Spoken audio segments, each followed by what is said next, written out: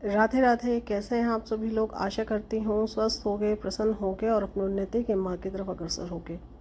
आज कुछ पढ़ने बैठी थी तो मन के आप सभी के साथ साझा करूँ। महत्वपूर्ण एक जानकारी है और हम लोगों को एक्साइटमेंट भी रहती है।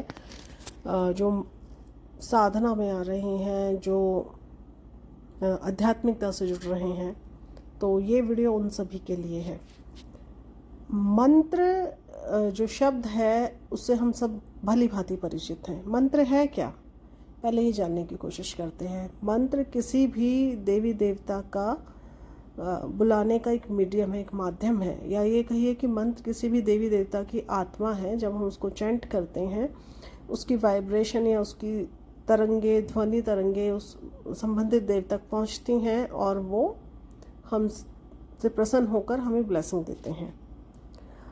अब इसका लॉजिक क्या है, यहाँ मैं ये बताना चाहती हूँ आप लोगों को। देखिए, जो हमारे प्राचीन ऋषि मुनि रहे हैं, आचार्य रहे हैं, उन्होंने स्वर और व्यंजनों के आधार पर ही मंत्रों की जो है रचना की।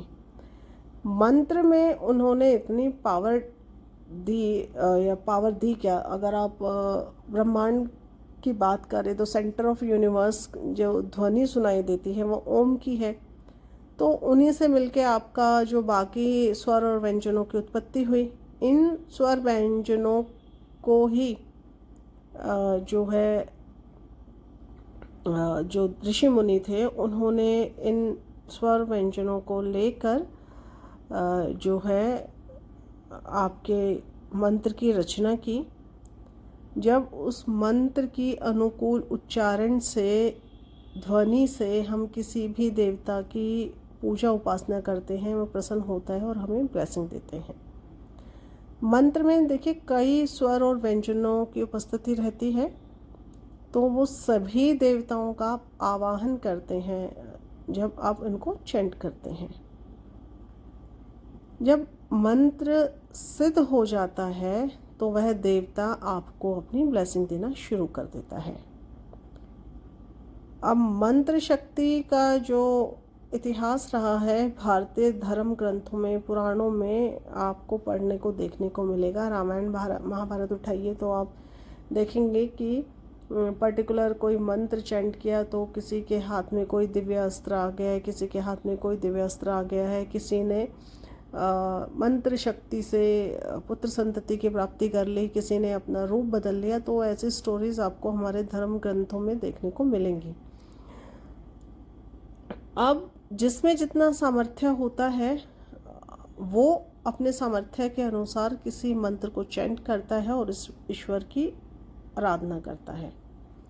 मंत्र एक शब्द शक्ति है जो हमारे परमात्मा ने हम सभी को एक उपहार में के रूप में दी है, और ये शक्ति हमें मिली कहाँ से है? भगवान शिव से।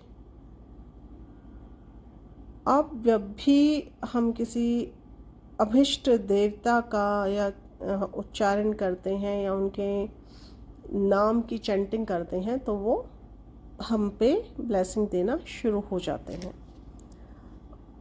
देखिए, आ कै ख ग गड़े च छ झ जड़े, इनको अलग अलग स्वर व्यंजनों को जो है मंत्र में वर्णमाला जो हमारी है वो खुद में ही असीमित मंत्र शक्ति लेके बैठी हुई है।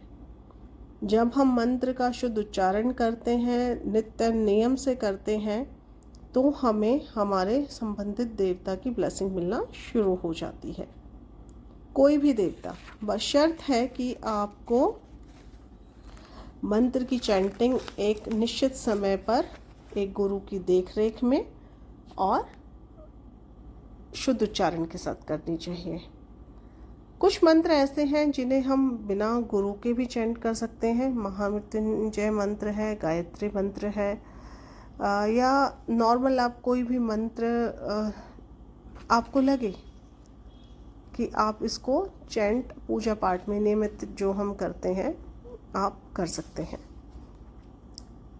रावण जो है, अगर उसके यहाँ मैं एकदम से मैंने यहाँ परिचय उनका दे दिया, माफ़ी चाहूँगी।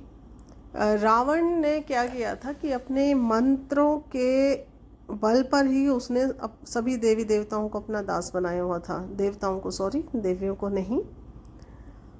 और कृष्ण भगवान जो स्वयं मंत्र साइंस को जानते थे, उन्होंने उस युग में जो है इस अपने मंत्रों की शक्ति का समय समय पर प्रयोग करके महाभारत युद्ध में कई बार पांडवों की जो है सहायता की।